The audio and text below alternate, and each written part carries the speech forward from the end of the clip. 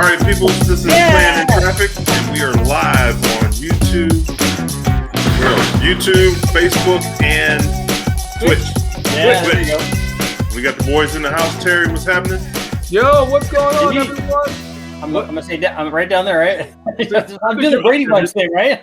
She's upstairs. Yes, He's upstairs to the right on mine. You know, we got the cast of characters. Got Lewis Lee bringing it. You know, we got Ray Guarino, Mouth Radio, and of course we got I know that is down here, right? special guest, the Madman, and I'm going to explain to you why he's a madman. You're not going to believe it. My man Richard Holdner. Yo, say what's up to the people. What's up, man? What's up to the audience? How are you guys doing? Happy Thursday, right? Yes, sir. Hey, we appreciate you having you on, man. Thank you guys, man. I'm a big fan. You know, we talked like 2 years ago about getting you on the show. Sorry it took so long, but you know, Terry is always hogging up the space. I was going to say that's probably my fault, but I really like to blame it on Terry. I think. Of course. You should have seen it when we went out to dinner. When I was in California, we went out to dinner, and we were doing a live feed on Instagram, and we must have been talking for about a good 20 minutes before we realized the camera wasn't on. I forgot that we had to go back and re-talk about everything. But I was much better the second take, though. This is true until you told them that I was having a Long Island iced tea instead of an iced tea. Those are good. Oh man, they'll put you down. I wasn't. It was mine was just a regular iced tea. Those are Long Island iced teas, no joke. You know that you're serious when you go and order that. Can't do it. You know, I'll tell you a little secret about that. Growing up on Long Island, being in the bar at it was like 17 or 18. It was the year that Long Island iced tea came out, and I think I was turning 18, and I was drinking age back then.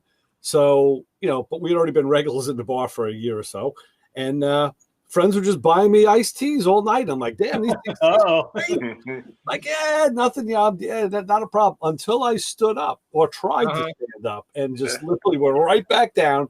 And I guess someone drove me home that night. So that's the thing. That's the key is never stand up. You just have to stay on your bar stool and then everything will be okay. Actually, I could have just been sitting in my car in the parking lot and they could have been serving me. They would have been good to go. I would have just driven home and it would have been good. Oh, yeah. We did that. The Sonic. Did they roll up to you in roller skates? Yeah, that's it. Long Island iced teas are no joke. And when you go out, we used to go out. My buddy Harold and I, we would go out, and they would serve buckets of Long Island iced teas to the clubs that we would go to. I'm like, man, this is definitely going to get ugly. So, Richard, what do you have going on out there? You're in Northern California? Yeah, I live in Northern California between Sacramento and San Francisco. And as I'm sure most of the people watching would know that I do all my stuff with the guys down at West Tech Performance. Shout out to Steve Brulé and Ish and Eric and Troy and Rick, the owner, for getting all that stuff done. Because I've been going out there. It's got to be coming up on 25 or 30 years now, I think. And it's just like everything. The first time I went there, after I showed up, I'm like, the first time I dynoed something there, I'm like, oh my God, I have so many questions. And I decided right then that day that I was not going to let them get rid of me ever. so I just attached myself onto it. I've been there ever since. Since I started watching your videos, I didn't realize how much is entailed in actual dyno and just a regular engine before you put any add-ons onto it. Oh yeah. I mean, the thing that people don't realize, and I'm sure for what you're doing too, people see a video and they go, oh yeah, I could easily do that. That takes no time at all. It takes no effort. It takes no preparation. Mm-hmm. And what they see, just like when they saw, because all of this started when I was doing magazine stories, basically. So, you'd put together the motor and then you would test it and you'd write about, okay, this cylinder head did this or this camshaft did this. But they don't realize that all of the stuff up to that 2 pages or 3 pages of the story and the 10 or 12 or 15 photos that it took, just like an endless amount of work that you have to do before you get that information. So, it's like anything. It's a lot of work, but if you like it, like for me, I just live for the dyno results. So when I get those, I'm willing to do all the other stuff, go to the wrecking yard and lay underneath and, have transmission fluid drop in your ear and stuff, all the stuff you got to do to make that happen. It's a lot of fun. Right. That's a wonderful thing, man. Like I was telling you earlier, I love turbos. Terry's pushing the supercharger, but man, there's a supercharger. I like the whistle, man, and you hear that turbo kick in. Yeah. I don't think the bus is going to fit on the dyno though. Yeah, I got a school bus. I need you to tweak it for me. Tweak my turbo. What school bus is it? A Bluebird? What is it? Yeah, Bluebird International. Oh, cool. What It's year is it? 03. Nice. And so, what motor's in it? The DT 466E. Okay. Cool. Yeah. So are you doing anything to it, or just cruising I'm around? turning into an RV. Me and Okay, my wife nice. we're gonna retire and travel. Oh, that's So perfect. we'll be out there messing around with you too. We'll come out there. I definitely want to ride in the bus then. Oh yeah. That's what I told him. Oh, Come yeah. down in SEMA. Yeah, I'm coming through. Oh yeah. Yeah, Yeah. and if it's big enough, I'll just sleep on the bus too. I don't even have to get a hotel room or nothing. That'd be awesome. Oh yeah. Yeah, he's going to have a kitchen in there, a bed, Shower, bath. a Dude, shower. I'm in. Yeah. Full blown house. That'd be great. We can work on the motor while you're driving. That'd be perfect. That's what I'm saying. We can do it. Yeah, we'll turn the boost up. That'll be all good. Yep. I got a guy coming. I gotta get him to get the governor off. You know, he has the governor on it. So Oh yeah. if I can get to 75, I'll be good, I think. Yeah, you don't need to be pushing that. I don't know. You want to be doing too many high-speed chases with the bus, but certainly cool. You Yeah, never know when you got to go. get into somebody. You know, they act up at the light. I might have to put the foot Hey, in. you gotta do what you gotta do, right? Sometimes you got to. See, I know Lewis. He's gonna try to turn it up a little bit every now and then. Just give a little tweak. You got to make it your own, right? I mean, Yeah. No, that's cool stuff. Yep. Yeah. Yeah. Anything? Oh, go ahead. No. I was gonna say I was gonna ask Ray a question. What? About what's it called? I found the answer out because when we were talking about the last video I did where it was with the brackets for the Le Mans, I believe on the Hideaway headlights on 68, 69, they had a different bracket for the Hideaway headlights itself. Whereas the non-Hideaway headlights and the Le Mans Tempest T37, whatever it is, they shared the same bumper bracket. I would tend to believe that the Le Mans and Tempest with the chrome What are bumper you guys doing? all share the same brackets. Yeah. Yeah, so did the Enduro bumper with Here, we'll move this out up here. the Hideaway Without headlights. the hidden headlights. Okay, I would go with that too. Sure. Yeah, Sure. so like I did a little research on that, and I found Is that that out. better? Okay. You I'm just talking. I'm talking to other people.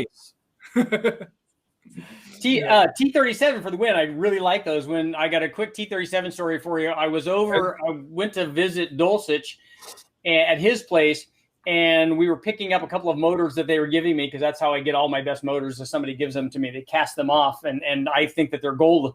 And so I took my two kids there with me to get the engines and put them in the truck and take them back home.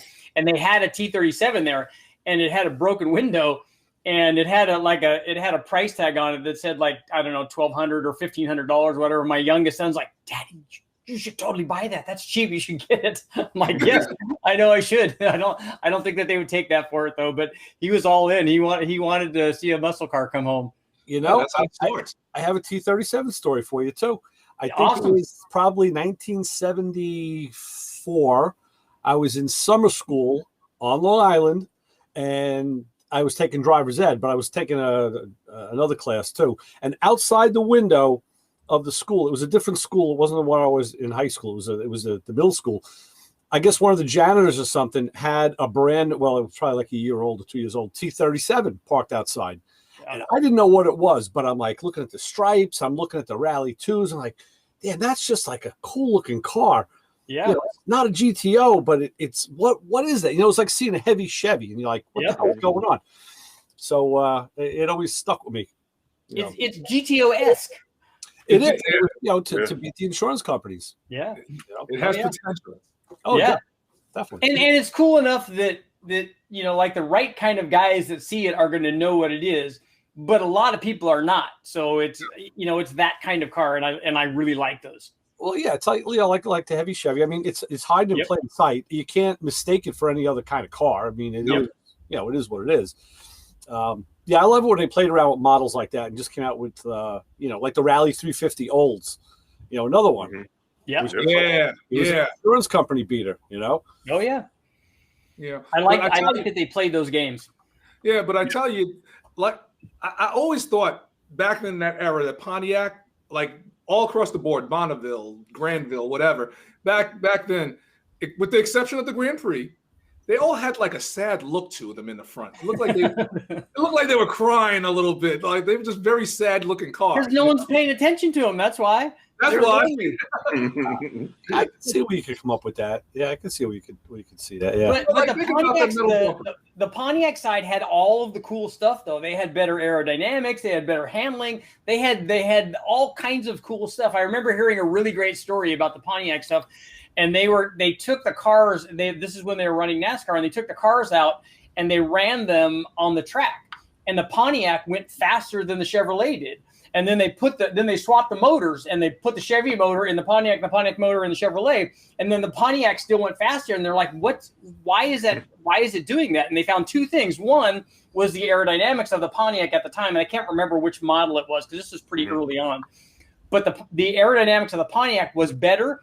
And the other thing that it had is the Pontiac had a cold air intake ducted to the carburetor. So they were actually taking cowl induction, basically, kind of like they eventually did on the 69 Z28s and on the LS6 Chevelle and those. But the Pontiac was drawing cold air. So its motor, whichever one it had in there, because they knew that the Chevrolet had a little bit more power than the Pontiac of the two cars that they were testing. But the cold air made the difference, and then the aerodynamics of the Pontiac were a little bit better too. So I love these kind of stories. How do you say that? Yeah. One of the things I do is I read a lot of old magazines. I got them all over the place. I was just reading one upstairs in the bathroom, and it was out of they had like 101 tips. It was a hot rod magazine from I think the 80s or 90s, and one of them was about cold air induction, and they mentioned how Pontiac really only had the ram air engines, but you had the the Trans Am scoops were fake. The GTO had a fresh air intake. And they said it really, anything that's in that plane of the hood, it's in the wrong barrier. It's in the wrong spot, yeah. Yeah, it's in the wrong spot. So the only car that they recommended, which I agree with, that had the right aerodynamics at the time was the Oldsmobile that picked it up from under the bumper. Yeah. Because they had the duct going under, right? Under the bumpers, right. So at least you're picking it up in that lower barrier. I don't know what intake they were dealing with there, but they were drawing air from the cowl basically, so they're routing the ducting back to the cowl area, which is the pressurized source when you're going at speed where the windshield is, and that's how your vents and all of that stuff work. Right. So they were getting essentially some pressurized air. They weren't talking about that too much, but they were getting a source of cold air, and if you get cold air, it makes more power. Now, I was going to say, if it was in NASCAR, they would reverse the air cleaner, and Chevy had the parts in the book with that. And I was going to do that with a couple of my cars. Cut right into the firewall for the cowl, but you kind of need that long, wide accordion because like the Z28s were like that. Yeah, the 80. Yep. It's got to be even the Chevelle. That's why I went with a flap hood, even though there's an LS in this thing, and it doesn't. It's more for show, but you got to have the flap hood, though. I mean, you got to have the flap. Yeah. And but the real flap, what people don't understand, unless you have one, there were two doors. There were two doors, one above and one below. Right. One on the hood and one below that was actuated like the 80 Z28, where the one on the hood was vacuum. Yep. The one in the back, that's electrical. Okay. And what's it called? So with the Z28, you had this little thing that stuck out, and you had a rod off the gas pedal. So when you got like maybe 3/4 of the way in, it would open up. Like a nitrous activation switch, like a full throttle switch, right? Exactly. Yep. Exactly. So what other one was cool is the Dodge or Plymouth had the air grabber that used to open up on the hood too, and they had the little drawing or something on the side of it that had a cool little face or something on it, right? It's a shark tooth. Yeah, that was on the Super Big. 51 fighter. Yeah, that's right. Yeah. Matt Gobert was just saying he thinks that I think he's talking about what you're talking about was between the Chevy and the Pontiac was when they had the Aero Coupe. That was in the 80s. They had that Monty SS. They had the Monte Carlo, yeah. Oh my God, that was a hideous looking car. Those things were worth so much money. It was horrible. I got guys running around my town here that's got those big wheels on them. They're just messing them up, man. I'm like, dude, you know how much the car is worth? Right. The back glass by itself. Yeah. Oh yeah. Yeah. That's got to be big money now. Oh, yeah. That was I tell you what, the Grand Prix 4+4, 2+2. That's what it was. It was the Grand Prix 2+2. Yeah. Mhm. That was a better looking car. I'm sorry. Yeah, but you don't see very many of them though. You don't see any of them. Classier too. Inside, they're more luxury. Well, see, that's what it was. The Pontiac. That's the excitement, man. Mhm. That's the excitement. Hey, John DeLorean did a good job when he was at Pontiac. Yeah. He was the man DeLorean. He did The good first- stuff. He was the man DeLorean. Yeah. Brian did just confirm that it was the Aero Coupe and the 2+2 that and the 2+2 was the car that ran faster. Okay. And I remember a buddy having I'm going to say it was a 73 or 74. I forgot what it was. No, 74 Grand Prix. That was like the second year when it went long. Yeah. That was the prettiest car, man. It was burgundy. It had a white Landau roof with a white gut sunroof. It had the lights with the cross in it. Like my 70 Camaro had, the one in the front. Yeah, those are cool. Let's not talk about 70 Camaros, please. A sore spot on this show. That was my first car. Mine was a 75. Nice. You know, my first one was a split bumper, but it was a base. It was a rally sport, but it was a base car, so it had a 2-barrel motor in it. That's all right. Yeah, that's all right. Mine was an 88. Nice. I still have my I have a 1988 5-liter Mustang that I bought new in November of '87. Yeah. So I'm original owner 5-liter still. I still have the car. Nice. That was a pretty fast car that year. It was the first year of the Mass Air for California only in '88, and it was a stick. And I bought it with. I deleted almost everything. I didn't delete AC because I needed that, but I bought it so I could go showroom stock racing in SCCA. Right. Shortly after that, they brought out the 1LE Camaro, which unfortunately was a much better car because I would go through brakes. I would go through rotors and pads, sometimes calipers, every race. We would just destroy them. And the 1LE Camaros would outbrake us without any problem at all. They were better cars, but I love the Mustang. It worked out good, and I still have it. Hey, Rich, are you in the 200 club? Yes, I went 227 in my Honda Civic, which to this day, as far as I know, is still the world's fastest Honda Civic. Wow. That had to be scary. The Civic actually is a front-wheel drive car at Bonneville is definitely the way to go as opposed to a rear-wheel drive car because it's such a loose surface that putting power down is very difficult.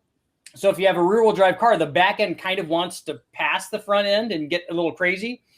But on a front-wheel drive car, the weight's over the drive wheel. We even had an open diff. We didn't have a limited slip or a quaif or anything. It was just a stock open diff, and the thing would just track like perfectly straight. And until we broke a half shaft at the 4-mile mark, and then things got exciting. It's better to have a car that pulls than to push. Yeah, it worked out a lot better. The back end's just like along for the ride. It's just like, hey, we're just doing our thing back here. Nothing's going on. Yep. So that's you need an Audi Quattro. Oh, I do like those. Michelle Mouton. Yeah, that's good stuff. Yeah. And all those little Group E cars, a Mazda 323 GTX, those are awesome. The Lancia Deltas, the little MG Metros. I got to ride in an RS200 up at a Virginia City hill climb. It was all modified. I just love those cars. Wow. So what is your main car now? Like, I know you said you had a Mustang, but do you have anything else? Like the one that I drive every day and I get questions about this all the time because I do a lot of LS testing. Obviously, is I have a 2002 Chevy Silverado with a 5.3 in it that's all stock that now has 300,000 miles in it, and everyone's like, "Well, did you put a turbo on it? Did you do all this?" I'm like, it has a 4L60E transmission. It's made of glass. I mean, I don't even want to put a cam in it because I know that it will. I hardly ever even go full throttle in that truck because I know that I'm just waiting for inevitably something is going to break on it. But the other car, when that day happens, what are you going to do? I think buy a new truck. I have to have one car. Like my wife has a new Mercedes, and so we drive that everywhere. But I have to have one car that I can use, that stays stock, that I can go pick everything up in. The other cars I have, like the Mustang, doesn't have an engine in it right now. It's been sitting for a really long time. I just bought the Dodge Omni GLH Turbo that has a modified 2.5 big turbo, intercooler, all that stuff on it. So the motor's hurt right now because I bought it that way. So that's a little bit of a project. I also have a 71 240Z. Again, there's no motor in it. I bought it because I took the motor out of it because we were going to do a V8 swap, and I still want to do that, although I do have an RB25 sitting there that I also am going to do testing on. It would be perfect in that car. It would just look awesome. Yeah. Yeah. What else do I have? I have a 1996 F355 Spider Ferrari. Oh. That just sits under a cover its whole life, and I'm now probably going to sell it. And the only reason I have it is because I got such a good deal on it. It was like one of the least expensive cars I've ever bought. So it was such a good deal that and I've always wanted a Ferrari, and I drove it around, took my kids to school in it and stuff. And then now it just kind of sits, and I want to get something. I'd actually much rather now get some kind of driver muscle car, a 1970 Chevelle or a Camaro or even an old Challenger, and make it look like a TA 6-pack or that kind of deal. Something that we can drive and I could go out to date night with my wife in, because in that car, I can't afford to fix it. So if I drive it and somebody bangs into it or gets a paint scratch or whatever, I'm not a Ferrari guy, so I can't even fix it. Well, I got parts of a Challenger if you want to start building one. I really, really like the first of all, I admire Dan Gurney, who was in every way like 75 different kinds of awesome. I have a good story about Dan Gurney. I don't think that I've ever met him, but one of the guys from Osco Performance, Dennis Ozzie, was telling a story about when the people were over, when Dan was alive and he was over at All American Racers, that when he would walk into the shop and he would stop and talk to somebody and he'd start telling a story, that everybody there just dropped the wrenches and stopped what they were doing and then went over to listen to the stories that he was telling. Because, I mean, look what the guy's done. And if you ever read anything about him, that everything that everybody says is the guy was like, just the greatest kind of stand-up guy. He was an awesome driver. He was great to be around. He was just, he was the right kind of person. So, but one of my favorite cars is that the AA Arcuda. So with the 6-pack on it and the TA 6-pack, the same kind of thing, just a Dodge and a Chrysler version of it. But I'd much rather have an AAR than a Hemi. Much rather have an AAR than a Hemi. Oh, me too. I'm not a big Hemi fan. I know what they're worth and all that, but a 346-pack car would be much higher on my list than. And it's a better looking car too. Yeah, I do. I really like it. Yeah. Did you ever see that? Did you see that show Uppity? They've talked about Dan Gurney. There's a show on Netflix about Willie Ribs. Oh, Willie T. Ribs. Yeah, I raced with Willie, not with him, but when I was running World Challenge was the same time that he was driving in Trans Am. So World Challenge was a support series for Trans Am. So he was at the races and at the drivers' meetings and stuff when we were there. Yeah. Yeah, he was a good driver. Oh no, he was the story's so sad. I mean, he just didn't get the opportunity, but yeah, he was the goods. He was, and he loved Dan Gurney, and they talk about Dan Gurney a lot. And it got to it's really cool because when he was a kid, he took a picture with Dan Gurney, right? Come to find out that he raced for Dan Gurney later on in life. See, that's just that's great. That's awesome. Yeah. That was kind of the neat thing about being there. Like I remember going to the Long Beach Grand Prix, which we went to a lot, and this was back when Little Al was driving, and this was kind of like his track. And I remember going there thinking, okay, next year I'm gonna race in this, not in an Indy car, but I'm gonna race in this. So I was running with the guys from Bear Racing in World Challenge, and I ended up buying that car, and we put a supercharger on it, and I ran in the Bridgestone Supercar Series, which was a support series for the IndyCar guys that weekend. So I actually got to run at the Long Beach Grand Prix. So the cool thing about it was we were outmatched by the other cars that were there, and more than likely the drivers as well. But you do get to sit in drivers' meetings with, like, when I was racing, Paul Newman was driving one of the Lotuses. Nice. So you get to sit in drivers' meetings with guys like Paul Newman, who I I'm not a big. I don't get googly-eyed over Starstruck and that kind of stuff. Yeah, I don't get starstruck over that. But he was one of the guys that just for me was just like super awesome. But also like Mario Andretti and all those guys were there at the drivers' meeting. So you're like, this is so awesome. Yeah, Mario's a very nice guy. Very nice guy. I like Mario. Yeah, I've met him at SEMA, but I didn't get to talk to him that much. But he did everything. He was one of the guys that back in the day, like Parnelli Jones and all these guys, that just drove everything. They didn't care. He wasn't just an IndyCar driver. He wasn't. Yeah. He was an IndyCar champion, a Formula One champion. So he did that, but he also drove everything. He drove USAC and midgets and just Can-Am and everything back in the day. Yeah. he was a real deal. Yeah. Oh yeah. Definitely. I talked to what's it called? Mr. Andretti. I call him Mr. Andretti because like anyone at that level, He is Mr. Andretti, definitely. Yeah. Muhammad Ali, Mr. Richard Petty, Oh yeah, Mr. Magic Johnson, And I talked to him and I told him, I was like flat out. I was like, I asked him, "What's your favorite car?" He goes, "Any car I can win in." And he asked me off the camera, "What do you know any of my cars?" I was like, I would have to say my favorite car that you ever drove was that Player Special. Oh yeah, the John Player deal. Yeah, I was like that. I even still have the G Plus, the AFX G Plus. Yeah. I still have the AFX G Plus. I love it. Oh yeah, no, that's good stuff. And then I went on to Richard Petty. Another guy who could drive. Man, those guys were real drivers because they didn't have the technology.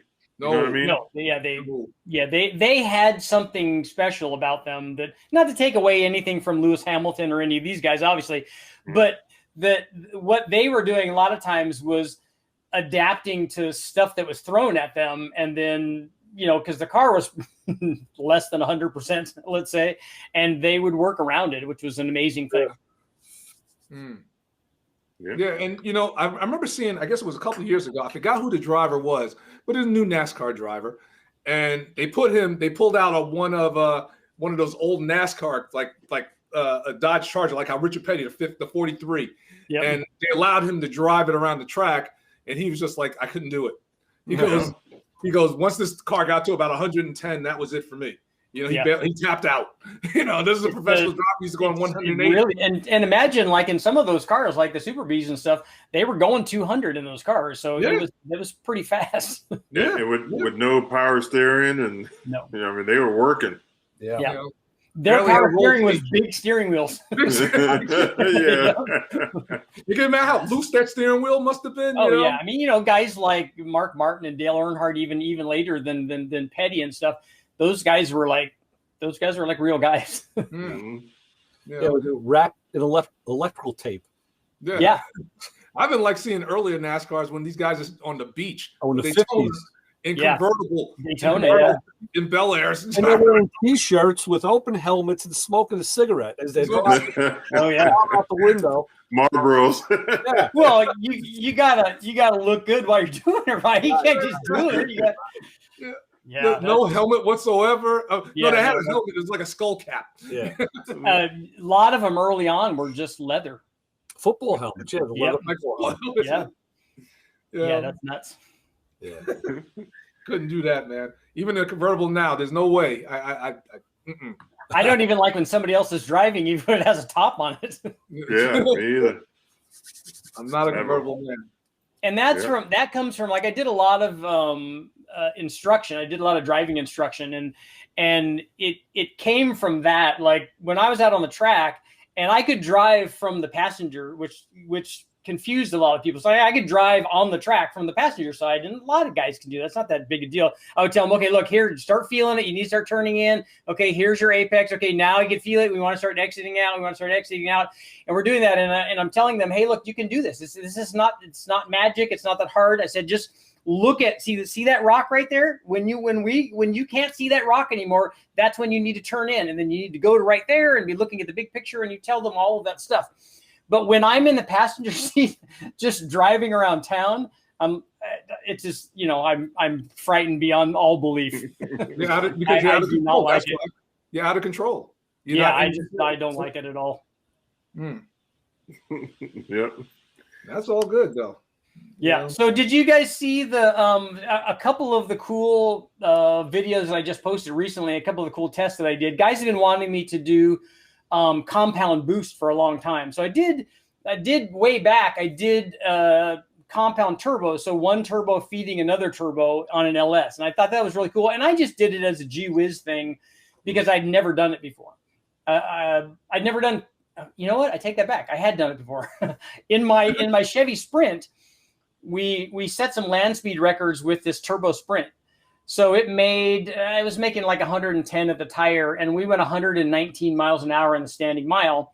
And then we set 2 records, and we were getting ready to set our 3rd record, and then the clutch let go. So it started slipping. So we couldn't set our 3rd record. But then we were going to go to Bonneville, and we brought the car home. We're putting a cage in, and then somebody stole the car, unfortunately. I still have the motor, but somebody stole the car. So I was so disappointed because I love that car. But before they stole it, I did do some testing on a compound setup because the Sprint Turbo has a little tiny turbo, as you would imagine. I mean, it was rated at 70 horsepower with the turbo, so it didn't make a ton of power. So I took a Volkswagen turbo and then compounded those 2 on the chassis dyno to make that work.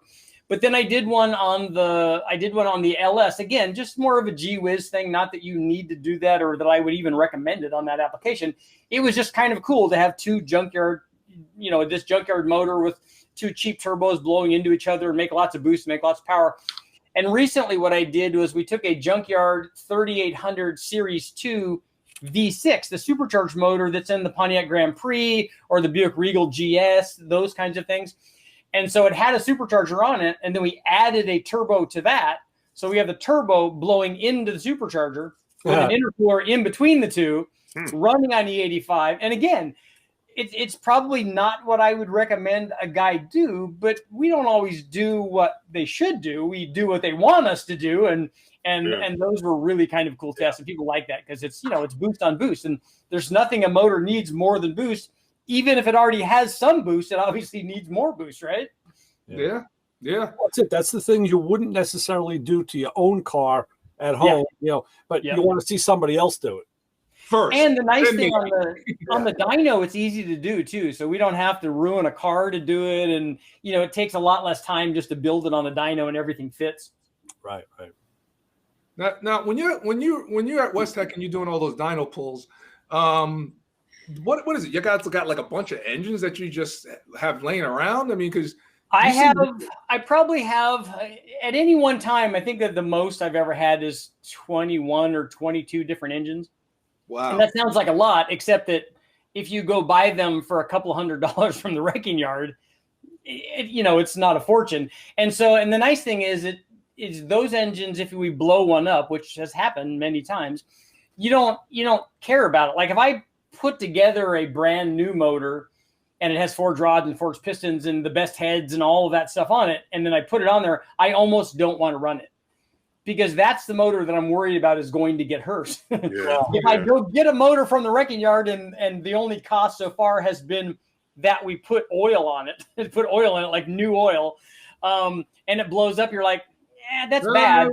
But it's only $200 bad or $300 bad. It's not $10,000 bad, Yeah. So that's why I like junkyard motors so well. And the other reason I like them is because they've already run.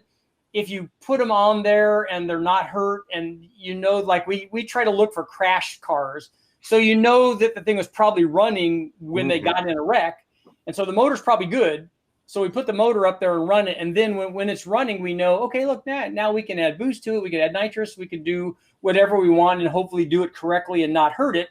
But again, if we do, we're not out that much. No, right. Yeah, so we got a guy here, serious vet. He was like, Terry, Richard needs to test an LSA blower.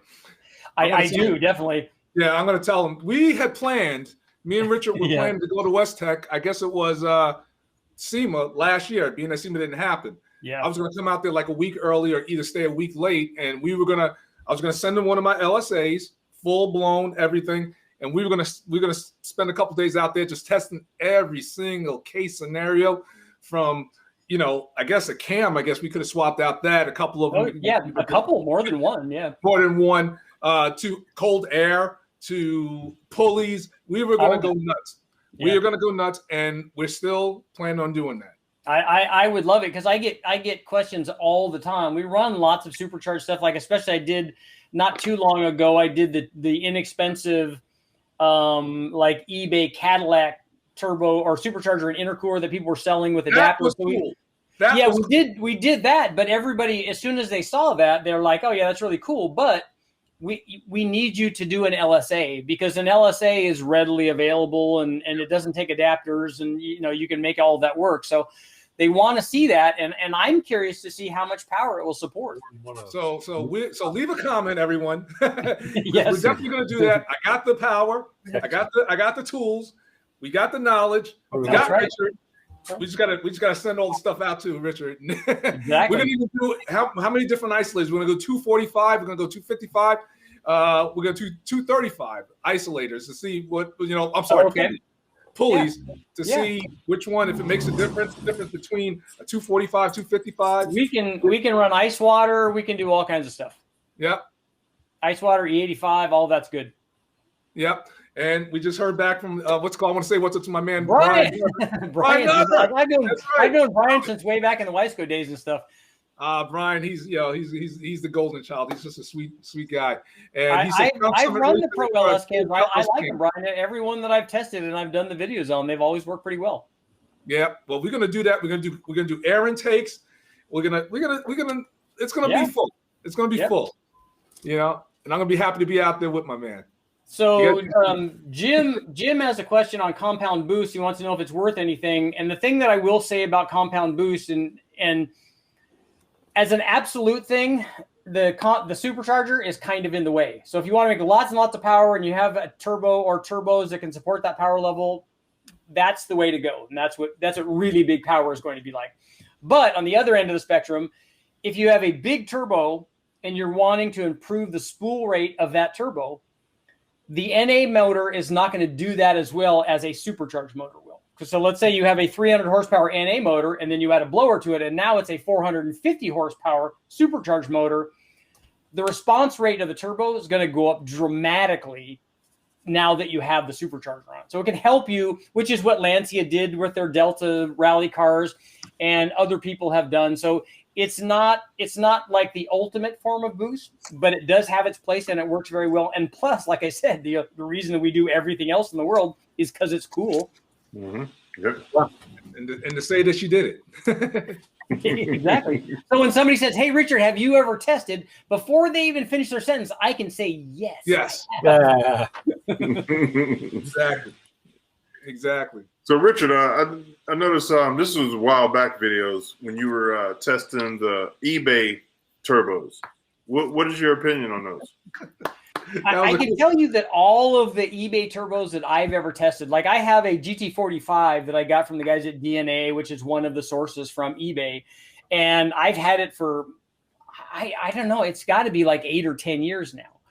And I've run it on, I'm sure, 10 different engines, and we run it. And then when I'm done with it, I just take it and throw it on the ground, and then we go pick it up the next time. And so it's not like it's put in a velvet case and put up on the shelf, and it's just really just kicked around, and it's worked perfect. And the same thing with the CX Racing turbos. If you look at way back in 2010 when I did the first Big Bang motor with the guys from Hot Rod, those 76 millimeter turbos are still alive. And so that was in 2010 or right in the 2010 to 2011 changeover.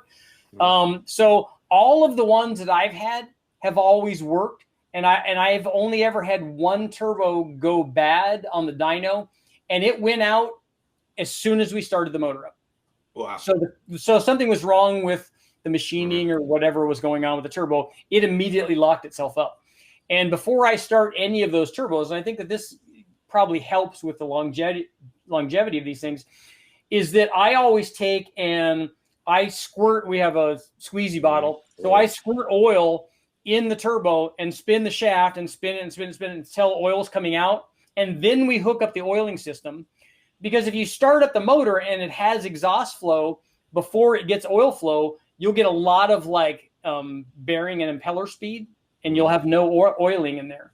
So I like to give it a chance and kind of break it in before that, because you have no idea how long that turbo's been sitting, because if it got shipped over from China, how long it was there, how long it was in the boat, how long it was in the receiving warehouse and all that. So you just don't have any idea. Box So was upside down, if it was right side up, or you know, and with stuff stacked against it, so it's pushing on the thrust bearing. You know, you just don't know any of that stuff. So I like to try to give it a good chance, a good fighting chance, and I've had nothing but good luck with them.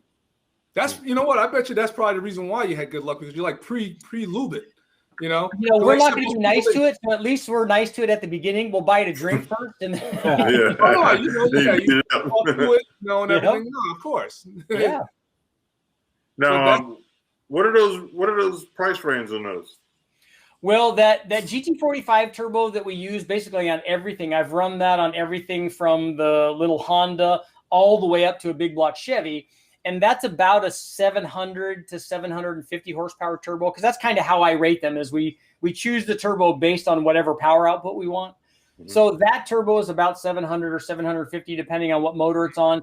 And that one cost $163. Wow. That's crazy. Well, it really, I mean, people don't realize it really is a good time to be a performance guy. Because I can remember thinking about trying to do turbo stuff like to my 5-liter Mustang, and there were car tech kits, but all that stuff was like $3, $4, $5 grand. And you know, back in the 80s, that was half as much as I paid for my car. So it was not something that was ever going to happen for me. Well, let me ask you this, Rich. So if you said that turbo will cost about, like you said, like under $200, right? Yeah.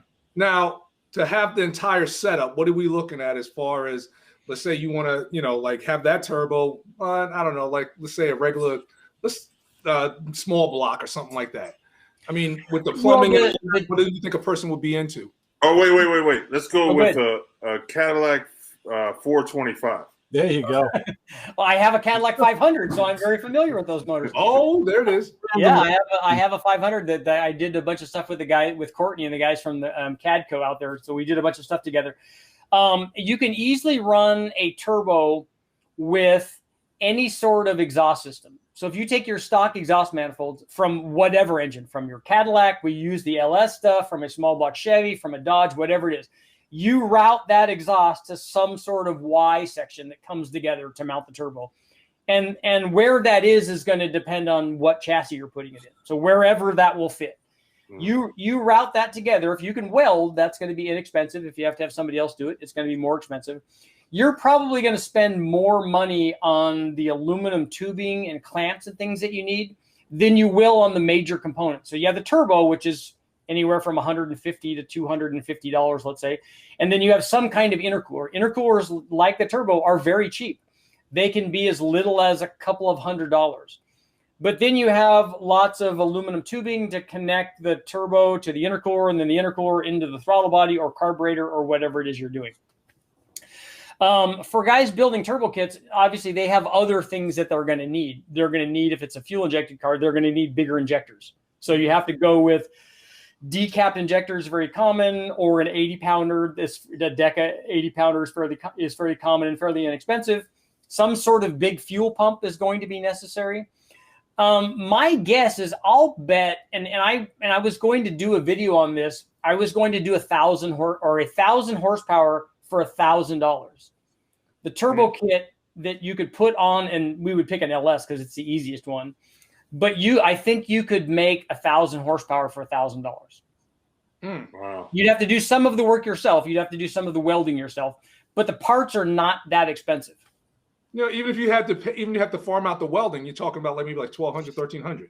Yeah. I mean, yeah. It for like less than $2,000 easily with all of that done. Well, here's another question. Now, you said you do the LS. Which particular LS would you go with? Because there's multitudes. It doesn't matter, because the nice thing about the turbo kit is it would work with any LS, because the exhaust manifolds bolt on the same way. So It would work on a 4.8, a 5.3, a 6.0, 6.2, whatever combination that you want. The one that I would get for me is the one that I see most prevalent at the yard, and I go to the yards all the time, and we'll see 10 or 12 LS motors there.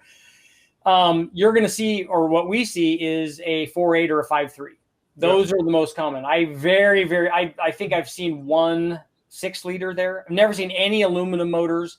No. No. Yeah, recently I saw my very first front wheel drive LS4, and it actually had 243 heads on it. So it's also the first time I've ever seen 243 heads in a yard. All the other ones are 706 and 862 heads. Yeah, yep.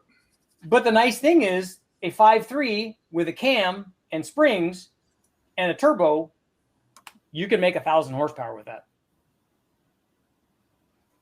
And that's a ridiculous amount of power. Now here's another question, real quick. Which heads do you prefer, the square port or either the cathedral? Well, again, if I'm going to the wrecking yard and getting a 4.8 or a 5.3, I'm going to put cathedral port heads on it because the rec port's not going to fit. So I only have the option to use a rec port head if it's a 6-liter or a 6.2. Right. In that case, then I would, if I'm going to, the lowest cost way to do that would be to do a factory rec port head because it flows more than any of the cathedral port heads do, and it will make more power. Wow. But if I'm doing aftermarket heads, I probably would pick a cathedral port head. Interesting. Tricks of the trade, I guess. Yeah, man. and again, the thing that not necessarily because I like one head more than the other, but one of the things I always talk about on my shows is that if we select a turbo for a given power level, so let's say we have a 1,000 horsepower turbo, we have an S475, an S480, a 7875 Gen 2 from VS Racing, we have our quintessential 1,000 horsepower turbo. You don't need a lot of other stuff in the motor to have it make that 1,000 horsepower. It's going to do that. If you have a turbo and an intercooler, big injectors, E85, any sort of cammed 5.3, if I had 7 different cams up on the shelves, I could close my eyes, pick one of those things, never even look at it, put it in the 5.3, put springs on it, put that boost on it, and I could get it to make 1,000 horsepower. It doesn't have to be a turbo cam. It could be a nitrous cam, an NA cam, a blower cam. It doesn't matter. The turbo is going to do that. It's just going to take more or less boost to get it there. And that's one of the things that I've been trying to tell people is that every cam is a turbo cam. So, and not that there aren't better cams to help make that power. But what I'm saying is that if a guy has a motor and he has a cam in it, just add the turbo, man, and good things are going to happen. Yeah, so you're saying the turbo really is the determinant. It's not the ancillary components around it. It's like the restrictor plate on a restrictor plate NASCAR motor. It's going to determine what the power output is. If you only have a 700 horsepower turbo, you're not going to make 1,000 horsepower. Right. You can make 700. Now, what kind of injectors would you recommend? Like, let's say someone wants to do like a 700 horsepower and they don't really care about that 1,000. Yeah. Is like a 55-pound, 60-pound injector okay? Or the go-to one is an 80-pound injector, and a good way to do that math is if you take the injector size, like we have an 80-pound injector, and you multiply that by 16, that will tell you how much power those injectors will support on a V8. That's naturally aspirated.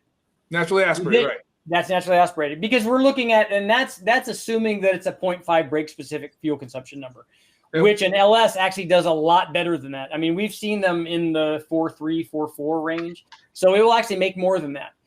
But then if you multiply that number by, well, we like to be conservative, so we say 0.75, that will kind of tell you what's going to happen under boost and how much power it will support. Now, what gives you those numbers? What are those numbers? I mean, 16 and 0.75. Well, 16 is basically, it takes a half a pound of fuel per hour to make 1 horsepower. Okay. So 1 pound will make 2 horsepower.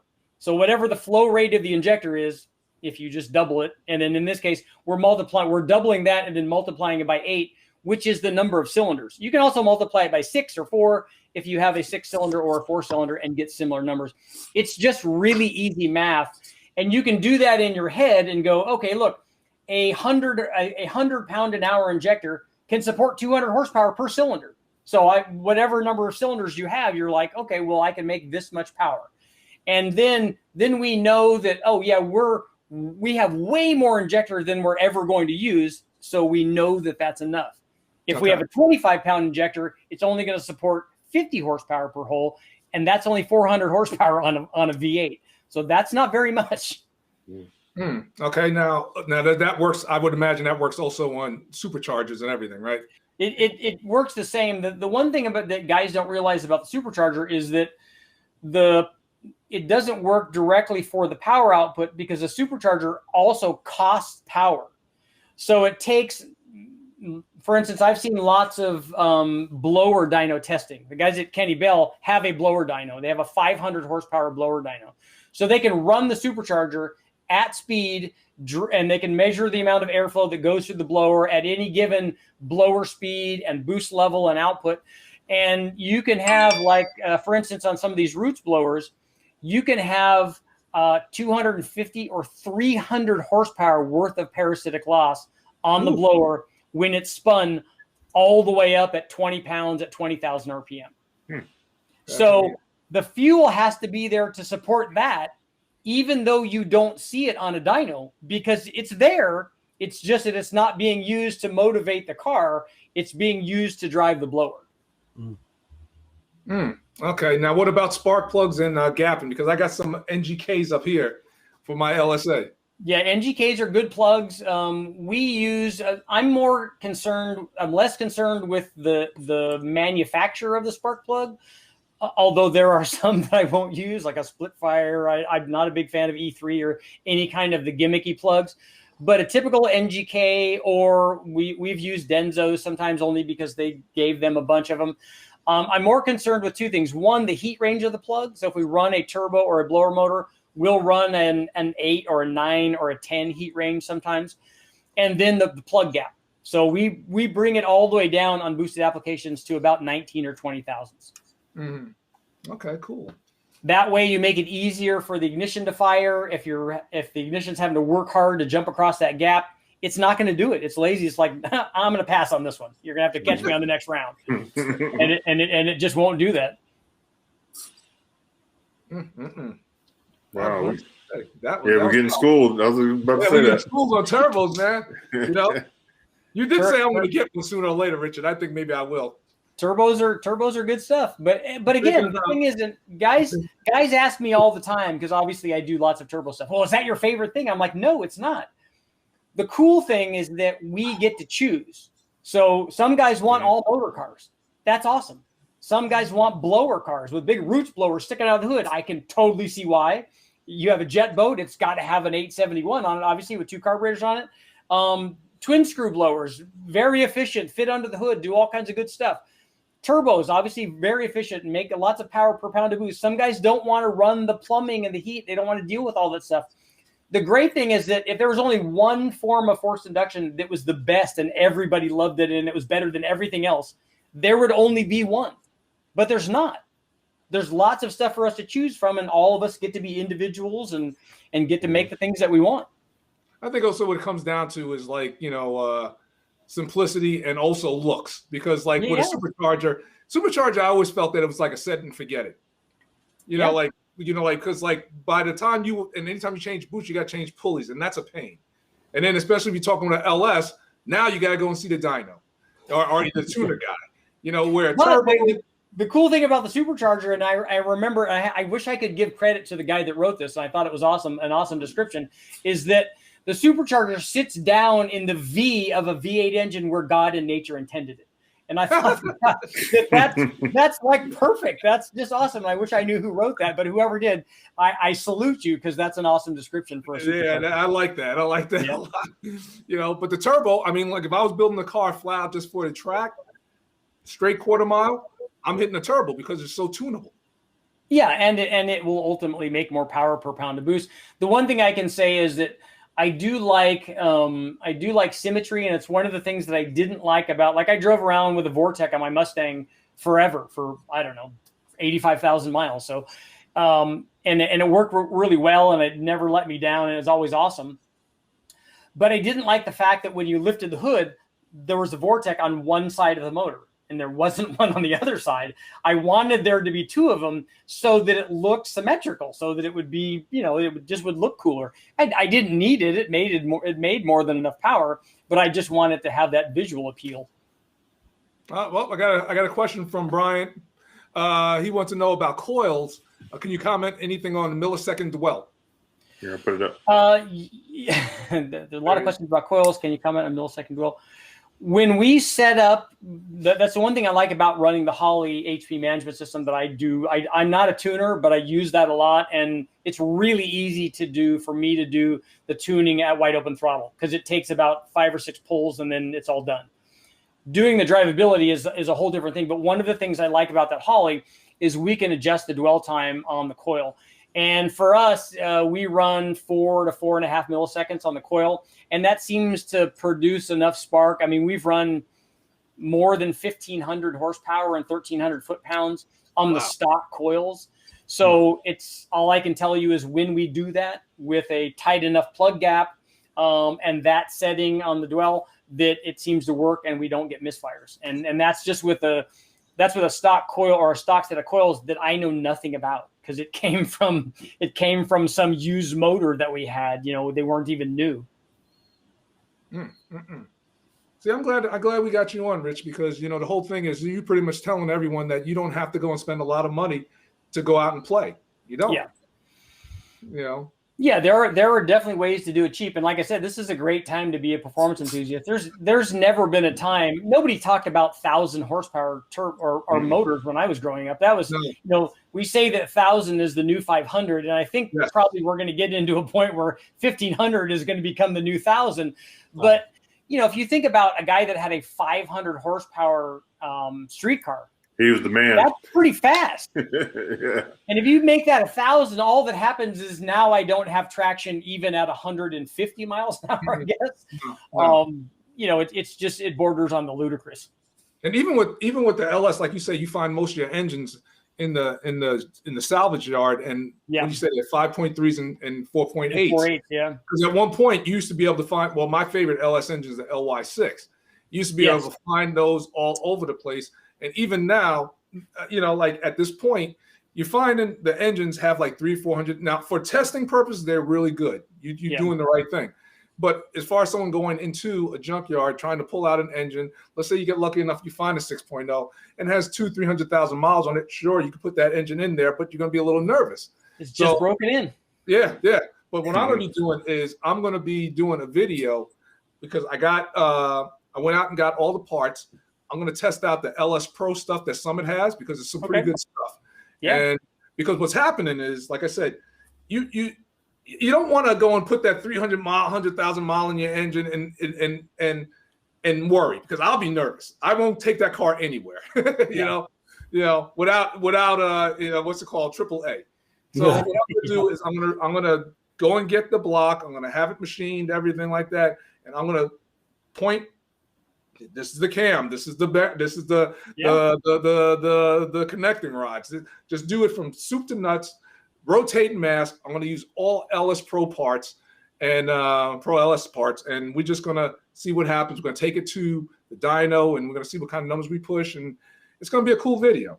I might have to send it out to you to get dynoed. I like that. I like the Pro LS stuff. I have some of their stuff for a 5.3 that we're putting together, and I like it. And I really like that LY6. That's the one that we made 1,543 horsepower with.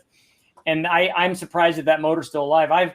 I've run hundreds and hundreds of runs on that motor at the like 800,000-900,000 horsepower range with that motor, and it just says, "Look, I'm going to be here forever." It's a cast aluminum LS3 aluminum heads.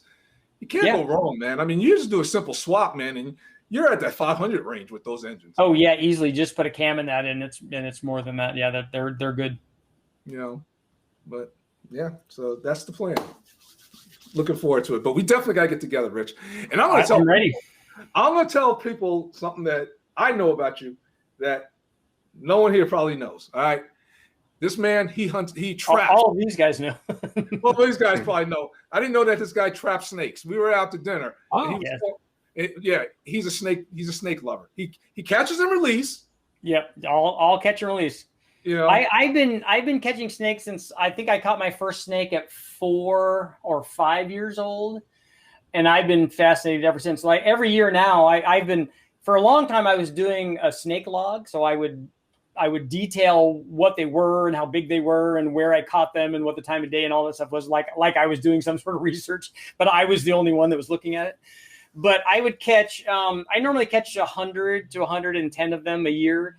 The problem is, especially where we live, most of them are rattlesnakes because we see more rattlesnakes than anything else. I'm going out not to find those because, they're not any fun. I mean, they just they're kind of grumpy and they're defensive and they rattle and they say, "Look, I'm going to bite you. Leave me alone."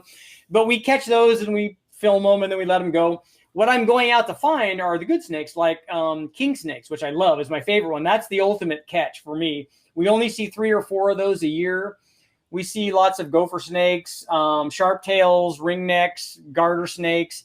And I always try to look when I go somewhere else. Like I was driving up to Reno and I was coming back and I just stopped off along the river and caught a water snake. I was just walking down, being in nature, stopping and being part of all that. And I'm like, hey, that's a little water snake on there. And I reached in and got him and took pictures of him and stuff. And then we just let him go because, like I said, I like them. And it's just something weird about me.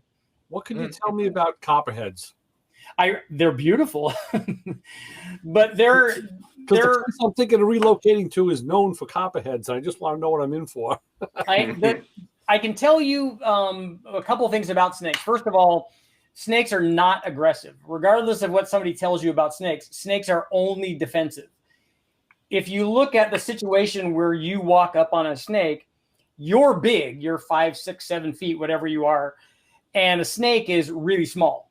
And so everything that's out in the world is trying to eat a snake. They're fairly low. I mean, they're not as low as a mouse or a lizard is that they're going to eat, but in the grand scheme of things, they're fairly low on the food hierarchy here. So what they do is go, oh no, there's something big here trying to eat me. And the first thing that they'll try to do is get away. If you give them access to getting away, they'll get away. If you corner them, then they'll get in a defensive posture and hiss or strike at you. Because all they're saying is, hey, look, leave me alone. I'm scared. I don't want you to eat me. That's all that they know. Copperheads are beautiful, and they're a lot like rattlesnakes. They're not going to chase after you. They're not going to come into your house. They're not going to do any of that stuff. If people find them, it's normally by accident. Like when I go out and look for snakes, I'm out in the wilderness by myself. But I have to actively seek them. I have to go lift up rocks, lift up logs, be in places where I probably shouldn't be. And obviously I'm very careful because the last thing I want to do is get bit and having to spend time in the hospital. But yeah, we have to actively seek them. And I'm out there a lot, and very rarely do I ever run across one. And I do catch the snakes barehanded. Somebody's asking about that all the time. Very rarely do I run across a snake that's just out in the open. Sometimes you'll find them sunning themselves, or the stars will align where you guys will intersect. He will have been crawling across a place where you happen to be walking, and you will meet, and then I will catch them. But that's very, very rare. Usually I have to look for them to find them. And that's me, like I said, lifting up boards and tin and all that stuff to try to find them. It's very rare that people run across them. And if they get bit, it's usually because somebody steps over a log or a rock and the snake is on the other side, because they like to be in an area where they can get a little bit of sun sometimes, depending on the temperature. A lot of people don't realize they don't like hot weather. Snakes don't like hot weather. They have to they can't thermoregulate, so that their body temperature has to be maintained within a certain range. They don't like to be too cold. They don't like to be too hot, because if they get that, then they die. So they'll be in an area where hot. I thought they loved the heat. No, they do not like the heat. If you put a snake in 100-degree temperature, he'll die. Wow. Yeah, they don't like it. But they like to be in an area like right under a rock where they can be out just a little bit and the prey can't get them, and they can also move in and escape. Somebody steps over that rock and they step down right by the snake. The snake says, "Oh, something's trying to get me," and they strike at it. So, if you're not walking in the wilderness and looking for them, the odds of you finding one are going to be pretty rare. Yeah, I was watching a video about this, and the guy had said, kind of the same thing. He said, humans really aren't in too much danger. And he says, and even if you do get bit, he says, it's not really, it's not like a rattlesnake bite. He says, but your pets, he says, your dogs and cats, if you have them out with you on a trail, they're a lot more susceptible to being bit. And he says, but usually dogs, fare better with the bite, and it's just like a dose of Benadryl, and they'll clear up. Yeah, as long as it's a big enough dog, and then they don't have a problem. The problem with dogs is that the way that they approach something is with their nose. Yeah. And the snake, that's also the way that a wolf or a fox approaches a snake to eat it. Right. So their first reaction is to strike at that. Yep. Yeah. And I take my dogs with me all the time. Because we had a ranch that we would go to, and they would get to run up and be dogs and chase squirrels and birds and turkeys and everything. And that we never had any problems, because I would make sure that they would stay away when I was going to an area where I figured that there probably were snakes. And like I said, we never ran across any out in the open where they were in any danger. That's good. Wow. So have you ever been bitten?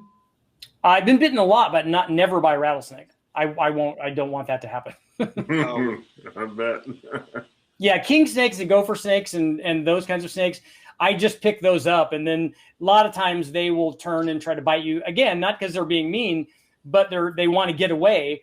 And then usually what happens is after a minute or so, they just go, "Oh, this guy's not going to eat me," and then they just calm down, and then they're like pets. Then your hand is warm, they like it, and then they're happy to be there. Some of them, different snakes have different personalities. Some of them are like aggravated the whole time. And a lot of that has to do with temperature. If you're catching them when they're hot, they're going to be more aggravated. If you catch them when it's cold, like it's 60 or 65 degrees outside, and they're sitting somewhere, maybe trying to get some sun, you pick them up. Sometimes they don't even move. Same with rattlesnakes. They might not even rattle because it's too cold. They don't move around a lot. They're trying to conserve their heat. You say king snake? Are you talking about a cobra? No, a king snake. It's like a California king snake. It's black and white banded. They're the snakes that eat rattlesnakes. Wow. Really? The thing to do is approach them with a CO2 extinguisher and like give them a quick laugh. That would definitely stop them. Actually, the best thing to do is if you walk up and see a snake, is just walk around it and go on about your business and let them do their thing. So what you're saying is we can't shoot them? Yeah. Well, it's hard. People do that all the time, and I've had people tell me how tough they are. Yeah, we went rattlesnake hunting. I'm like, that's you and a shotgun and a rattlesnake. That's really not very fair. Yeah, Lewis, that's a small target, man. It's it's slippery and moving. That's why you use those CTI bird shots. Guys use a lot of that for snakes too. Yeah, that would definitely do it. Yeah. Again, a person getting the better of a snake is 99.9% of the time. People run them over and do all kinds of dumb stuff. Oh man. Yeah, some my wife does not like them. She hates them, and so I'd rather fight a dog than to mess with a snake. Yeah, right. Yeah, I used to bring them home, and we would take them to the school so that the kids could see them. So how long would it take for them to be like a pet? Let's say you found one of those king snakes. A minute or two. As soon as most of them that I've caught, as soon as they realize that you're not going to hurt them, then they still kind of usually want to get away, but they're never going to bite you. They don't do that anymore. Wow. They just crawl around in the box. They'd be like, ah. Oh yeah, we set them in a container that has holes and stuff in it. Like I'll bring one home and we'll put it in a container, and then I'll take it to school to show the kids at school, and then I'll take it back out to where I caught it and let it go. And after the initial catch, it will never bite anybody. Well, I mean, it might bite somebody else if they were smacking it or something, but so they would remember you. They would never bite. Well, I don't know that they remember me, but the problem is when you take them to a school and you're showing a bunch of kids, the kids get all excited about it, and they're like, you don't want to put your hand right up on their face, because then they think again something might be trying to attack them. But I just holding on to it and in a non-threatening posture, they're not going to bite anybody. I don't know if I want to take that chance though. Yeah. And again, a lot of that is confidence. It's just like with a dog. If you see a dog out on the road and you're the one that's in charge, you're the alpha, the dog knows that. When you're not, the dog also knows that. And so I'm not afraid of dogs. I'm not afraid of snakes. I'm not afraid of sharks. I'm just nothing, I guess. Sharks? I've been shark diving too. See, white folks. Exactly. Exactly.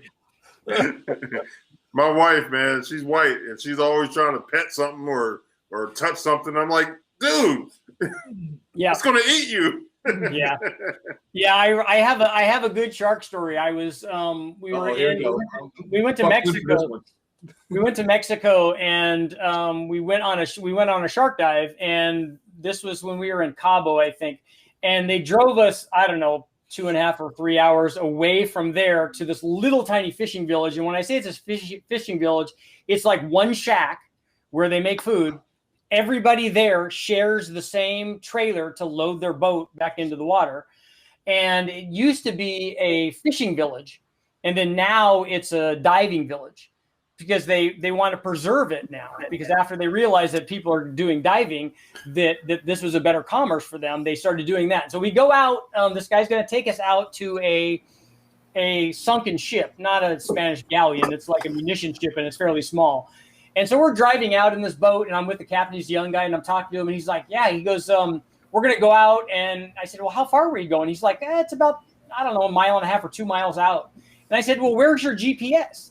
And he said, what do you mean? I said, well, you're taking us out 2 miles out into the ocean. And I said, and you're going to drop us down on a boat that's, 10 or 20 feet. I said, how do you know where you are? He goes, well, you see that house right over there and that tree. And then there's that rock right over there and that other tree. And he said, I just triangulate that. And he goes, when I tell you to go down, you go down. And he said, the boat will be right there. I said, and this boat's like, 10 or 20 feet. He said, yeah. I said, I got $20 says that you can't do that. And he goes, okay. He said, but when I tell you to go in, you go in. So we go out and we get to the point. He goes, okay, get ready. And he goes, okay, go in. And we dive and go in. And I looked down and I just reached up and gave him the $20 because right below me was the thing. But so we go down and we're diving, and there were bull sharks down there. So as we're diving down, there's like 6, 7, 8 foot bull sharks swimming around this sunken ship. Very cool. The visibility was great. The bull sharks, I can see why people don't like them, and why as the shark swimming by, I realized that the shark certainly thinks that he's in charge here, and he may well have been. So no amount of my attitude was going to change that. But we do our dive and come back up, and as we're going in, I'm talking to the guy again because now he's my best friend. And he said, you need to come out here in this bay when there's tiger sharks here. He said the female tiger sharks swim here, and they could be 13, 14, 15 feet. I said, oh, I would love that. He goes, yeah. He goes, those are much better. I would never go in and swim with those bull sharks like you guys did. I would only go with the tiger sharks. I'm like, yeah, I notice you're telling me that now on our way back and not when we were going out there. I'm like, oh, man. But he got paid before you went out, right? Yeah, exactly. He knew, yeah. No, but he was a young guy, and they had been in this area for generations, and it was just, it was an awesome experience. Awesome. And now I want to go to a place called off of, I think it's Florida or the Bahamas. It's called Tiger Beach. And so now they have big tiger sharks there and great hammerheads and stuff. And I want to go there, and I just want to pet a tiger shark. I don't know, Rich. I know. So, Rich, these are the fellas these are every week fellas. Awesome. We got John, Brian, and Jim. What's up, guys? How you doing? Oh, just listening and learning. Firebird in the background? Yeah. What year is it? 70. The best year ever. Uh-oh, someone's It's chopping actually up. an 81 that's made into a 70. Even better. You're backdating. All new sheet metal. That's cool. Making a 70 the hard way. They're hard. A 70 is going to be hard to find, though, isn't it? A real one? If you find one, they're like $1 gazillion. Yeah. And you got to hope the guy did a half decent job of, Or restoring it. they're rusted down into nothing, I would imagine, too. The ones I found that, you don't even want. Yeah. Yeah. So Yeah, it's hard to get. Yeah, 70 to get it. With my race car experience, it was a lot easier to go to National Parts Depot and buy a bunch of China recreation parts and just perfect. Just build your own. Throw away everything and just mount it all up. No, that's perfect. Hey, Rich, before we get too carried on, I had a question. I saw that you were born in Washington, D.C. Did you grow up on the East Coast, and did you hang out on this side for how long? No, I was actually born in Andrews Air Force Base, so I guess technically it's Maryland. Yeah. But I was only there for a short time because my dad was in the Navy, so he was stationed there. But we moved back out here. Probably, I mean, I was probably only there. I don't even know if I was there a year. Oh, okay. Well, I'm in the Silver Spring area, which is in between Baltimore and Washington D.C. And my routes down around in that area. I was just, like I said, I skimmed through your bio and all your info just so that I can give you a hard time and ask questions. But I was just curious on you the totally DC still part. can. Yeah, no, I was just curious on the DC part. It's not a common when you have that type of when you're born in DC. There's not very many. There's not a lot of people actually that have that. If it's on their birth certificate, it's not a big number or whatever. So, I'll give you another fun fact, Brian. I know you didn't go down through my bio, and I'm not ready to pet a tiger shark, but I was born on a Navy base, and my birth certificate is a U.S. Navy issued birth certificate with a seal, and the DMV wouldn't accept it for proof of birth for an enhanced license. Yeah. Nice. Wow. What are you kidding? Yeah. I said, are you kidding me? This is like a U.S. Navy government seal. And how more official can you get? I said, you can't get any more official. Like if I was born in a Pentagon, maybe, who knows? But I said, no, you need the old black and white birth certificate that everybody. I've never had one of these my whole life. This thing has done it. I waited a year and I went to. You got to go to Kinko's and make it black and white, and then they'll accept it. Yeah, the New York birth certificate is that just that black and white looking thing. So it's crazy. It's crazy that you say that about official documents and stuff like that because they don't accept. Like my mom wasn't born in a hospital. You know what I'm saying? So I mean, when you still have people that don't have that type, you just have some piece of paper that they've written down that this, you were born on this date, and people look at it like, how can that be a legal document or whatever, Yeah. So they only know one thing. It's like when you go into the auto parts store, they only know year, make, and model. I'm like, no, I built this supercharger and put it on a different motor, and it has a whole different assembly on it. So we're not going to talk about year, make, and model because I don't have any of that. Exactly. Right. Exactly. I go through that all the time when I have to go to the auto parts store to get something because this car's a big block Chevy in it. Yeah. And a turbo 400. So anytime I have to deal with somebody that's sitting in an auto parts store, this is a 1971 SS 396. Yeah. There you go.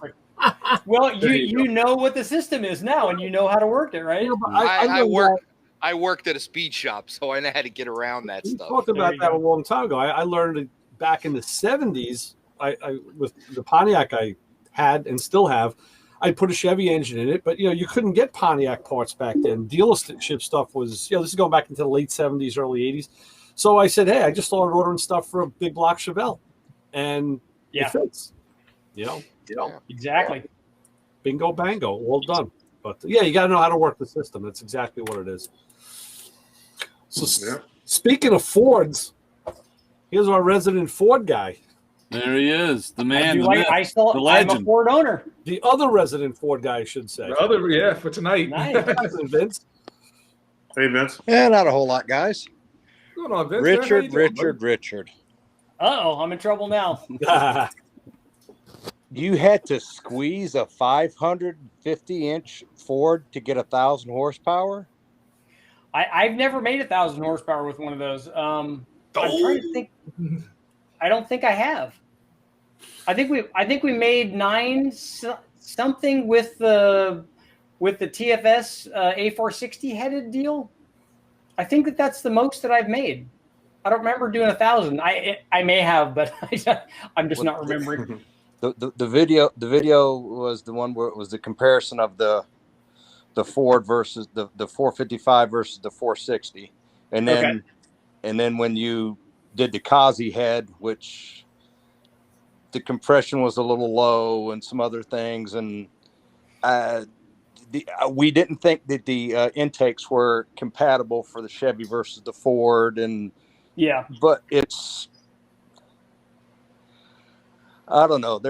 I could be rude and say something, but I won't. But I did want Terry to go ahead and admit in the video that I sent him of yours, where you admitted that the LS was, kind of a copy of the small block Ford, and I don't know, Terry. As much as Terry probably said I have no idea, because I don't understand what that myth is. I don't understand why people are arguing about that. Well, I mean, you can. Well, take all I know is who has it now. I don't know where it came from. As far as the origin, like there's a myth that Ford passed on the LS platform. Well, if it was offered to them first. I don't know. I don't know any of that stuff. I don't know any of that history. I don't know any of the. I don't even know why people would argue about that. Like the way I see it is, if they passed on it, that means they're stupid. Why can you put an LS head on a Windsor block? Oh, because they have similar bore spacing. Is that why? Bore spacing and bolt pattern? More than that. I got to see this. I'm not sure that it can. I got to see it. I can't see how that could all match up. Terry, it's been done many times before.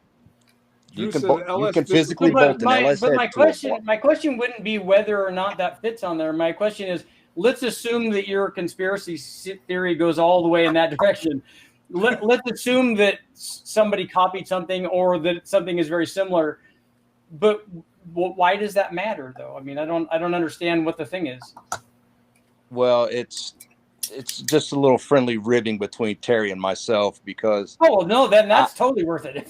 Well, that's all you got to tell me. If it's you putting down Terry, then count me in. I'm all in. My thing is, I've had Mopars, I've had Oldsmobiles, I've had Pontiacs, I've had Chevys, I've had Mustangs. Right now, I happen to have 3 '66 Mercury Cyclones. 2 are 2-door hardtops, and 1's a convertible.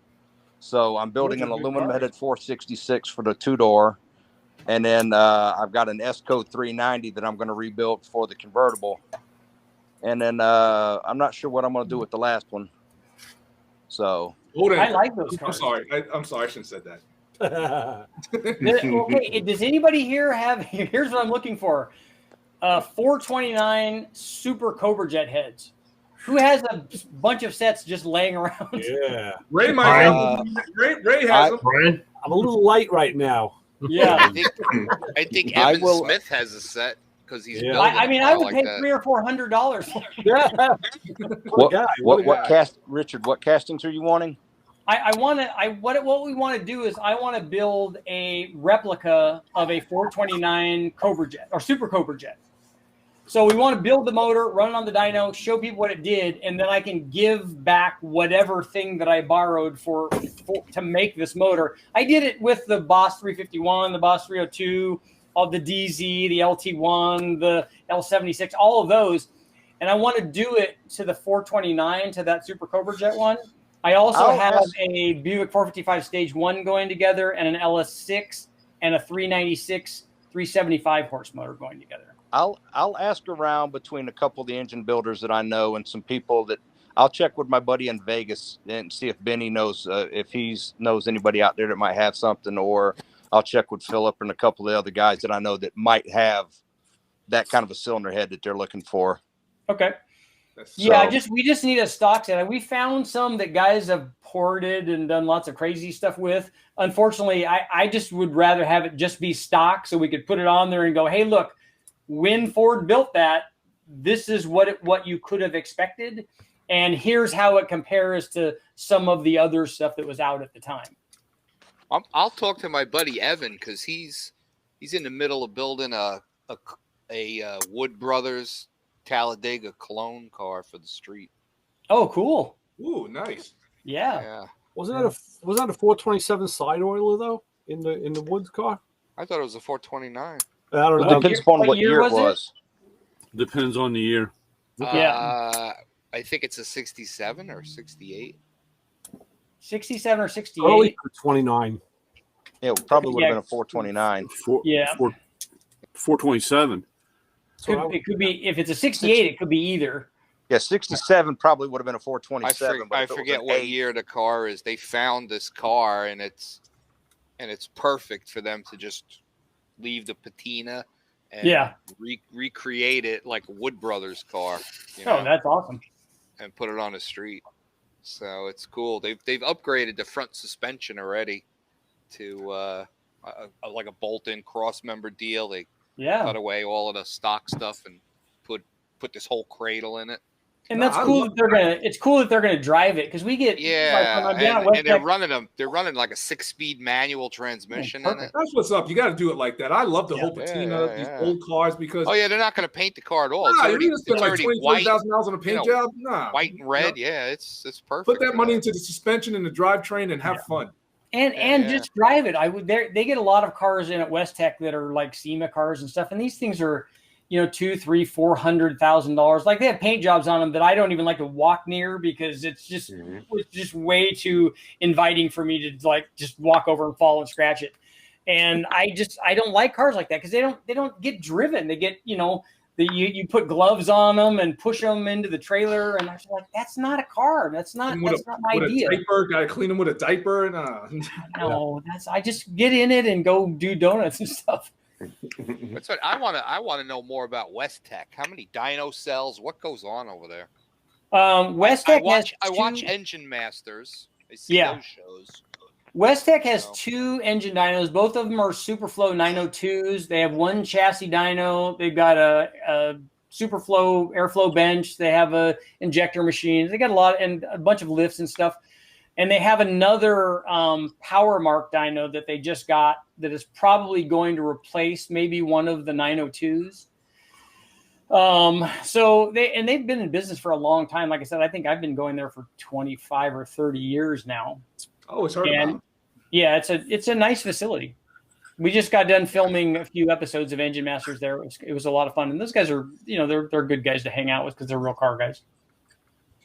Richard, do you like going to? I was watching an episode where, I don't know, Brule blew up one of the dynos or something. I guess that was last year, though, because this stuff is filmed so far back.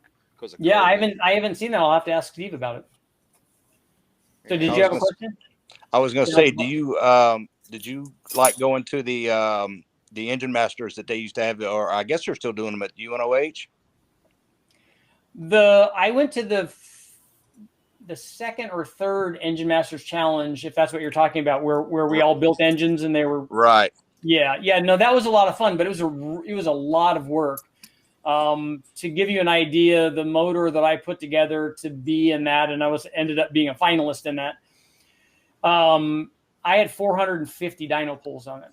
So it took me that long to find, because you get to a point where you try a lot of things.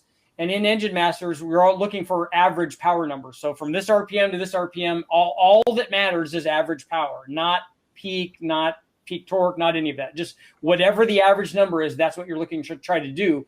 So it's a different kind of build. So you find lots of stuff that goes like this to the curve. It makes more torque, it makes less horsepower, and it ends up being the same number. So you find I found a lot of things that didn't work, that didn't improve my average score. And so we really had to try a lot of different things to get the thing up to where it was Bischoff and Kazi and that kind of level. So it took a lot. When I was sitting there talking to those guys when we were at Engine Master, some guy walked up, I only had 3 pulls on my motor. We're like, you're an idiot. There's no way you put together a motor the first time out. Even a guy like John Kazi doesn't put a motor together the first time out and have it be like at that level. Nobody does that. Right. Yeah, I've got a friend there in Michigan, Randy Malik. He competed with that and has built engines for years. And he said the same thing. He goes, people don't realize when we were doing Engine Masters, he goes, it's not just grab some parts, throw it together and take it to the dyno. He goes, they're fighting for specific horsepower, looking for numbers, looking for, and he goes, it's a lot more work than people think. Yeah. When I was doing it, you took the average horsepower and the average torque and added them together. and then you have this number of the two of them together. When you did that, the top 3 guys, I think the difference between first, second, and third was 3 numbers. So they're going out to decimal points on the numbers to decide that's how much you're looking for. Wow. So it's a lot of absolutely everything. Yeah, you definitely see a lot of first-class engine builders doing that. Oh, there's every nut and bolt, they know every inch of that motor inside and out. That's why I went there. I went there to learn from those guys, because those guys know. I'm not an engine builder. I'm a junkyard guy, and I count myself as an engine assembler, which is a different thing. That's why it took me so long to try to find stuff that actually worked. Because one thing I do know how to do very well is I know how to test. So I can test lots and lots of stuff. And that's exactly what I did to find out what works. Now, fellas, you got to remember this guy, Richard. He was on The Fastest Car. So if you want to check him out there, yeah, I saw you. You were riding a Segway, weren't you, or something like that? It was not a Segway. It was a hoverboard. A hoverboard. You know, yeah, I still have it. I use it all the time at West Tech. Yeah. When I go, because at the end, if you've ever seen any of the stuff that I've done at West Tech, I'll come in and do 10 cylinder heads or 10 camshafts or all kinds of crazy stuff. And by the time I'm done with all that testing, like, it's a mess. And so I got to clean all that stuff up. So having the hoverboard means that I can just jam around to the different places in West Tech and put all that stuff away to get all that stuff cleaned up when you're done. Because you got to do that, man. When you make a mess, you got to clean up. Man, I just looking at those things. I break my ankle just looking at them, man. Yep. Lots of people have. Hey guys, I gotta jump off, but Richard, man, I really appreciate you coming on. And like I tell everybody, you're family now, so you can come on anytime, just to hang out. You can come on just to hang out, or if you have something you need to get out to the public, let us know, man. We can get you in. About motors or snakes or whatever. Yeah, whatever. Well, we haven't even got into the American Ninja Warrior stuff, man. We got lots more to talk about. Okay, well, wait. I'm leaving, but Ray takes over. He's the after party. All right. Host. So, yeah, he's the after party host. So I thought this was music hour. Yeah. The who, Vince? What was that? The music hour. Music hour. They talk music. We morph. We cover everything. Everything. Everything, yeah. But hey, Richard, we'll probably see you out at SEMA. I don't know if I'm going to be going actually to SEMA, so we'll have to see how things go. Okay. Boy, a lot of people are kind of waffling on that. It's getting funny. Yeah. I'm not too happy over that. Yeah, I've obviously been going for years and years and years, and I like it. Although it's a lot of the same stuff for me. Mm-hmm. But the thing that I do like about it is being able to go out and see everybody. That's kind of why I go. That's going to be my main thing this year, I think. But if nobody's going, I might stay home and stay on the couch, I guess. I'm usually on the dyno during SEMA. Yeah. Well, 2019, Richard kind of tackled me when I was walking into SEMA. You know, we had to do a little video. I'll throw a cross body block. I'm not above that. No, my man tried to take me out, man. You know, I was like, that's roughness. You know, he tried to grab me out. Give him a chokehold. Yeah, and then we was kicking it with what's it called? Aaron and Emily Reeves. Yeah. From Fly Sparks Garage. That's what we were waiting for. You were waiting for him, and so that was fun. So I hope SEMA happens because it's a good time. Yeah. And you get a chance to talk to these people and with your hair down. With your hair down, exactly. You know, you get to see them. You see the real person. And Lewis, thanks for having me on, man. Anytime, man. You're always welcome. Appreciate all right, it. fellas. I will see you guys later. Lewis, be easy, all brother. Right, Lewis Lee. Be safe.